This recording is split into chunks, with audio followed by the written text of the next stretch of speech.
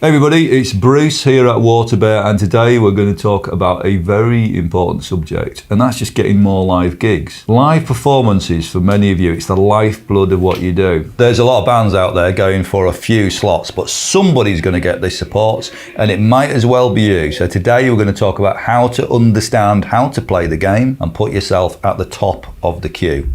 So I'm going to give you a very quick win, but it's a little bit controversial because any of us could have as many shows as we wanted if we're prepared and have the cash to buy on. So people often talk about this concept of buy-ons and ask the question, well, does it really happen? Yes, it does. Is it right that it happens? Well, probably that's about context. Sometimes it's big bands being greedy, and sometimes the headline acts themselves need a little bit of help to balance the books, and it's a perfectly appropriate thing to share the cost. The big $1 million question is, literally $1 million question, how much does it cost to buy on? So I would stress that these kind of deals are probably done manager to manager, and they're in individual negotiated things. So there's no kind of definitive rate card to buy onto a particular show.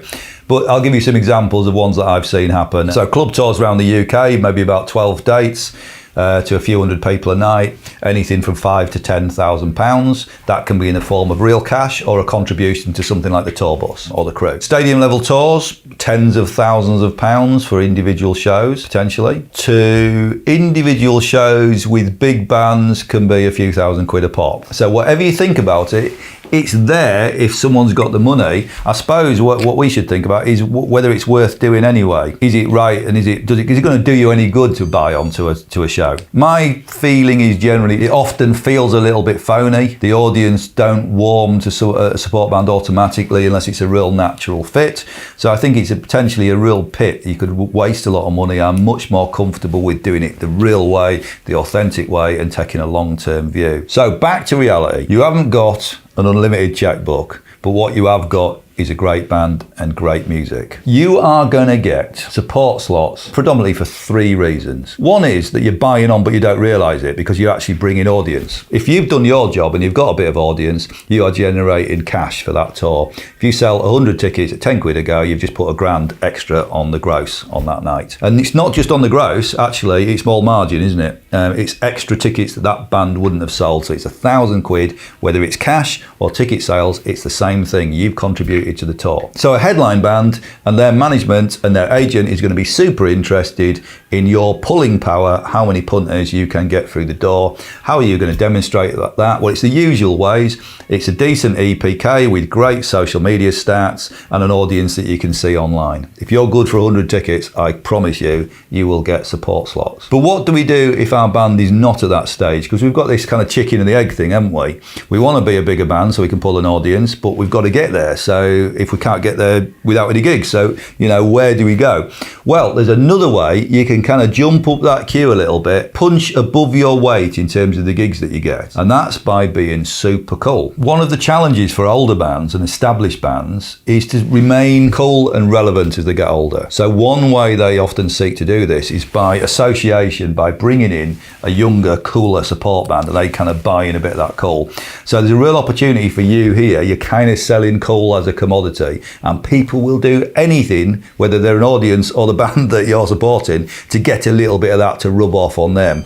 Now, I appreciate this is subjective, but you're the artist, this is your job, you're flying the flag for that, you're showing the rest of us how to be cool. If you can do that, you will get support slots. Okay, now here's the third opportunity in getting support slots, and that is if we understand what's going on here. If we understand the politics, then we can work it in our favour. So imagine a theatre level, Hammersmith level show. Now that band is probably on a label. They've probably got a manager, and they've almost certainly got an agent. The band will have a load of mates in other bands. They'll be getting lobbied from them. The label will have lots of other bands on their rosters. They'll be desperate to get one of their smaller bands on that show. The agent will have a load of other bands on their books, and they'll have promised all of them this show, so they'll be trying to get a result there. And same on the manager, who'll have a roster as well.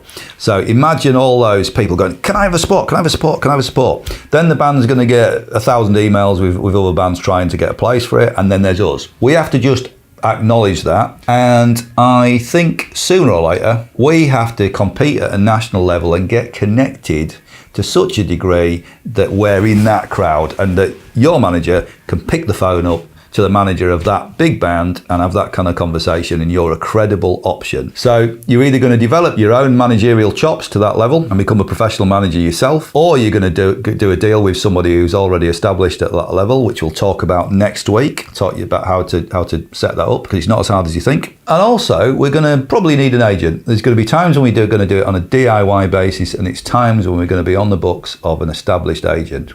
So here's a list of a few agents that are working in the UK, and I'm going to give you some tips on how to approach those agencies. Number one, you've got to approach an agent or a management company or a record label, whatever it is. You've got to do it in a cool way. The most important of this is timing your approach. There's no point approaching an agent until you've demonstratively got an audience. Otherwise, they can't do anything for you. There's no point booking shows that no one's going to turn up to. So therefore, you've got to have a bit of an audience, which you've got to grow organically and do your DIY stuff and put the groundwork in. So when's the time to go to an agent? When you can tour around the UK, Scotland and Ireland, or your country, and pull 100 or so people.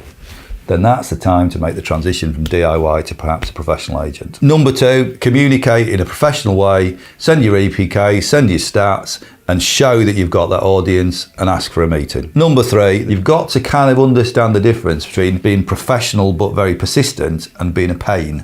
There's a fine line, and you've got to see it from their point of view. They need to see that you've got an audience, you've got the right type of audience, and you've got the work ethic. And maybe it's a no, but that's actually perhaps a not yet. So keep your relationships good, keep working. If it's not now, then keep working on the DIY footing, keep building the band, and the rest of it will look after itself. As always, thanks for listening. You can follow Waterbear on our socials, you can like and subscribe, and it will keep you in the loop of what's going on. And if you're finding that music is becoming a very important part of your life, don't forget you can do this type of work on a full-time basis with us and gain a BA Honours degree or a Master's qualification at the same time.